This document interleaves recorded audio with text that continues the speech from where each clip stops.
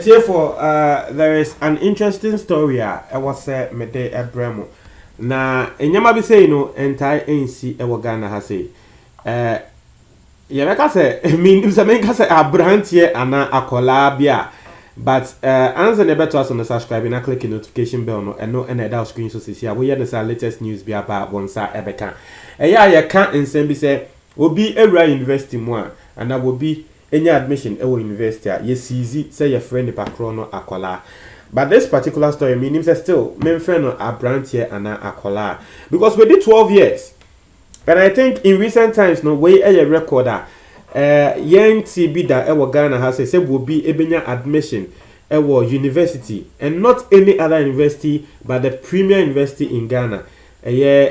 University of Ghana Legon say will be ebenya admission wo ho na nipako no obekwa kohwe ni age na we did 12 years. I mean it is something what I say ya dey bia odwin ho obeka say 12 years there because Ghana has say I think the average age Udira University 18-19 years. 18-19 years. That time na utumi voting ti ye hu se wenyi. But 12 years there na say what so be 6 years no. Na abrantie we ni din angasa ede Viamens Banfo. Na we did 12 years na wenya admission our University of Ghana. And of course I was your friend public administration and no and warrior. Na public administration no me pese me treat mu na woti ase a koye se sebesenia wone amansan. I mean I'm just using the words na me dey try say public administration say you be to me administer amansan. That's what nti yemfa na say bia any governmental organization bia no be to me ahye ho. Na abranti a wedi 12 years a wenya admission ni. He's the youngest he's the youngest among close to 3,000 fresh a year students at University of Ghana for one more admit or more one more year matriculation and ma one more what course you upon biana and ya one more year matriculation is acquire ceremony be a year na ye dia welcome to school ni near chess okay see there ya jemo aka ye ho say afei mo ka ye ho amonso mo abeka so upon ne ho into your matriculation and there me will say 12 year ni a year Viamens Banfo wadane student of University of Ghana. Na wo bi be say eba ne saying exams no what try saying SSB no call ye eba ne saying na ehun story no na me dey bro na abrantie we ono ene ne papa de bia wo mote no eye Akemoda ewo Eastern region. Na oyo bia yes obi an say 12 years there at least you should be in JHS 12 years, where the 12 years you should be in JHS. Yes, and na over JHS. But the yatse and say na sebe ne papa eko ahunyenye mu kakra sika anywhere wo de behwe ne mba no wo mu school komu. Intino ne papa ye na adwen say wo no ankasa ebema ne mba no ejai school na watro mu ade e wo fie. Na wa mo akotro private exams. Won say ye wo wasi wo ho. The some sort of private wasi your friend of deck. Into no pa untumi intro SS of deck untumi intro SS wasi no okotron of deck no na wo pass ya obetumi e dey akọ tertiary institution bia wo pe na trese wako into no abrante we family no enye ono pe e na the first person wa go through something like this ne brother ewie KNUST na nsen na ne brother there wonu wonya admission wo KNUST no na we di 16 years no put there it's okay 16 years but we there 12 years na ne brother no owie na nsen no ano ye beka se wo wie ye no na afi we be di 20 na ne brother no we environmental studies e wo KNUST but abrante we are there o se botaya eda na ni so pan and say Bobeba Beda the president of Ghana at the age of 40 now what say na wa sha asisi at 12 years ye hwe if everything goes according to plan na wo to me because I think public administration a 4-year course na wo to me trying 4-year course na area na tese wo be wie school na we di 16 na wo wie school no di 16 na wo be to me akwai na masters na tese wa wo hwa senior plan e kono by 40 wo be to me the president abo pese wo dane no na wo se ewiase de nkrofo a wo mo ye ne role models pa eye 1 na Akufo-Addo na 2 Barack Obama. Inti no no there by age of 40 by 40 there was say what done the president kianeke into yade a wo ye ana wo bo modern wo sua de na trese what the emiti sa expectations no ewo the life mu na ye bisa say into no eba na say ne papa like wo bibi say no eya na intriguing bro ni be say into be bisa say into no o papa like a den e keka no a den say no che mu ade say e no say oh omo papa de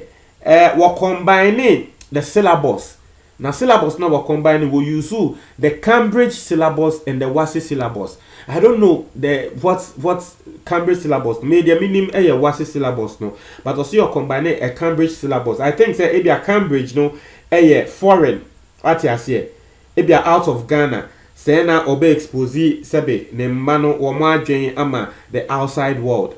what you say nti no say ne papa de enye Ghana nyama pe ene wo kire wo mo ukọ abrochi a de ye de kire eye omo a sebe wo mo ekọ school e wo ho ne so no ne papa epe wo mo books ni bi ena wo de kire wo mo na wo say yes wo tinyama bi ase na se ne papa kire ade no what nyama bi ase na was say ne papa try ade no eye tem bi a ye teaching by association ne papa was that Ghana ha say ade a edi yenya ene se ne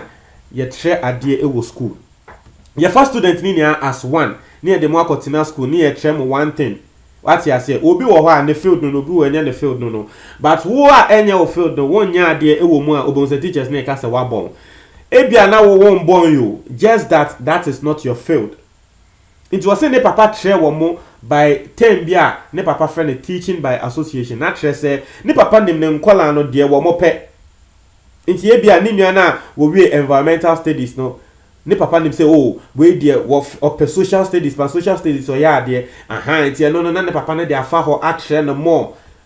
now we developing the more e that side no nti was saying ne papa nim mo ne papa ehun de wo mo pe na trese de wo mo pe no wo de announce atrom nti no wo usia de kan na it doesn't feel like a job on you. It doesn't feel like a dey bi asebe eye den e wo so because de wo ye no we ni je ho nti I think this is a method that Ghanaian teachers and Ghana your syllabus no able to me adopt it. The man has actually shown us the way but Ghana ne eti no ngofu we wo mu mfi ati ase nti no wose wono botaya eda ne so akola we o wose botaya eda ne so ne se wo pese wo improve Ghana na woma Ghana eda ne one of the highest countries in the world na wose Ghana de sisia wono wo hwa de edi enya inflation oso wi ayese ya tu we mu oso wi ayese ya tu we mu oso ya tu we mu eno na wono ohun ne se edi enya nti no ne papa nkasa nso kasa wo se wono de ne kre na sika enifie na wo hwe ne nkola afiansa me bawe wo JSS na afiansa me betua JSS school fees esen kotua SS school fees by the time maybe obeye so obedu university ne bia ma retirement crash se minya hwe and the sa dia ma men tre no se sia na tre want to me enfan go throne of deck na one pass but etie for obi beka so ebi akola no wo so ebi na adwen so but tie obi amoka se na adwen so no 12 years old we to me atenase actual external examination of deck a pass with flying colors and that's what pass keke so wo pese wo ura suapon biemu e wo Ghana ha se pass mark e wo ho your core subject no the least you need to get is C6. Not to say a branch here we and a collaborate will pass it with flying colors. With too many penny for tenacity, in penny for us, we were more school, SS crano. A be more tron of the nation of deck no, do your society year 20 year who in Crawford 3 years, 4 years ago, when we school, not still one more tron of deck. Will be a tron of decks I won't pass it, but akola we to mean ne pakona etenase a tron of deck ne pass and I say yes ne papa are unlucky some ability do akoya ne team. Now indeed this shows say nothing is impossible in this world. Now was ne papa sha say what tre omo ade no what tre omo a dictionary what you say into no send you pronounce some words be in the dictionary owie no sanko tre omo Latin kasa say ne papa just we obi be say we programming omo pan we programming omo ne papa tro say na ye pronounce some words bi and ne papa nso say we no dey we use extra books bia Ghana syllabus books na na we use inti no of course untumi nka say akola ne bibia na wote ase inti o say sometimes o tre na ade no eye kusu ma akola no na wonte ase a de wo ye ne say woto ne bo na we breaking it down aye ne practical sama akola no. But these things you not be getting them in the school they work obey bibia theory na o dey wie na okọ oto ne bo breaking it down practical making sure say ene say akola no wo ye eye twu empo keke wo re baba na wakọ choice and surpass keke o making sure say ade na ebe sticky wo ne trim na wate ase because what tie ase a ene the question no ye define he kan na obetumi answer won into wo say what trauma science one more notes woko school GSS ne primary obe copy note hey mama maka time me wo GSS and SHS na teacher there yes teacher be try dey no na wa share that the textbook aba na wo say mo be copy note bon sanu mutini aba me ya adey wo say da bi ono de wanye sa one man bana nkotena class or copy na one man bana copy notes da bi because ade na wo de be note no teacher no note na wo de ba no our textbook na dey amamu de da nimu inti ya den na teacher obeba be gina class enim say mon copy notes it was said that be when waste time was anya man so because the anybody here near our textbook nim inti no mo read the textbook na won ti ase na o ma back to some reading skills development say we person what trend ba na say na ye read ade ne ye ti ase say mo adwen na papa no wo use no it's either or trend the band bibi na won ti ase na wa call back to reading skills development say say ni ye kenkan enyama kenkan enyama say ene enya entiase efri enyama na wo kenkan ni mu ati ase enti ye no ne mba na beti ase wo mu read a straight wo beti ase because their skills on reading have actually been developed. Ati ase enti no wo se wo no akola we 12 years wo se die wo be read bia wo ti ase because of that training na ne papa edem a wo mo e wo fie no etiefo I think this is good but this is a big risk na menyante yese eye